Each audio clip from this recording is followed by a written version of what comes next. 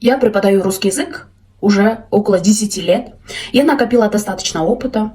Я уже уверена в своих знаниях. Я знаю, что могу научить вас говорить на русском в промежутке через какое-то время. Я научу вас говорить на русском, если вы будете следовать моим советам, если мы будем работать по определенному методу. У каждого он свой. Допустим, я смотрю на человека, я изучаю сначала человека, какой метод подходит, что не подходит, да, как работать, какой темп, какой сейчас уровень человека, желание у него сильное или так себе. Да, вот это я сначала изучаю, потом подходящую методику использую, и через какое-то время человек получает результат.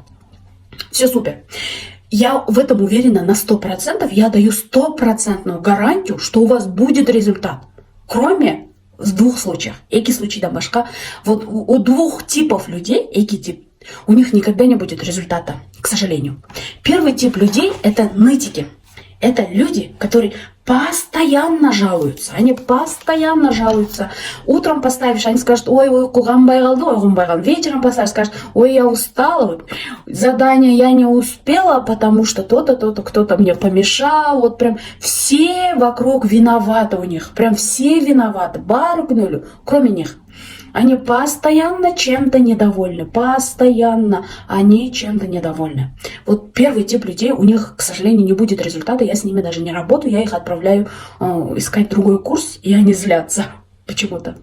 Второй тип людей, они, я бы сказала, они очень грубые. Они ведут себя так, будто все им обязаны. Я не знаю, откуда это чувство у них появляется, что они короли, королевы, и все должны вот прям поклоняться им. Я не знаю, откуда это, но есть такие люди. Наверняка вы тоже таких встречали. Эти люди, вот прям с самого начала я их замечаю, они очень грубо общаются. Если они заплатили деньги, они ведут себя так, что они короли, королевы, а я рабыня.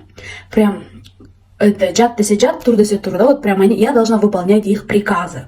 Прям уроки должны быть именно в то время, когда они пожелают. Они могут любое время поменять время, сказать: мне сейчас неудобно, давайте завтра в это время. Да, вот. А то, что в это время у тебя может быть другой студент, да, это их не волнует. Они же королевы, да. Они очень грубые, они и общаются грубо, они пишут очень грубо. Было у меня несколько, я бы даже сказала, несколько таких людей в моем опыте. Честно говоря, многим вернула деньги.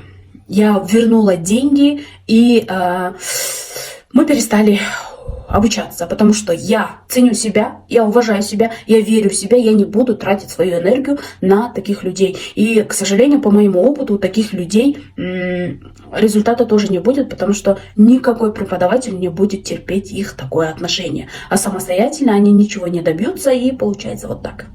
А теперь о людях, у которых уж точно получится результат. У кого результат будет точно, 100%. Это люди терпеливые и трудящиеся.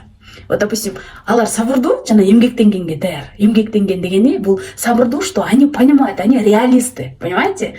Они реалисты в том смысле, что алар реально карайт, что мен бир жумада үйрөтө сал, бир айда үйрөтө сал эмес. Вот они понимают, алар өздөрүнүн күчүн да билет, допустим, канча убакыт күнүнө бөлө алышына чейин билет.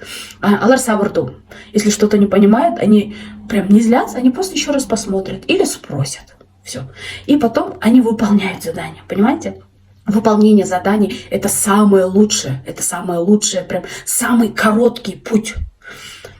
У нас же три этапа, правильно? Сначала надо понять тему, это главное. Надо понять, надо запомнить, надо использовать.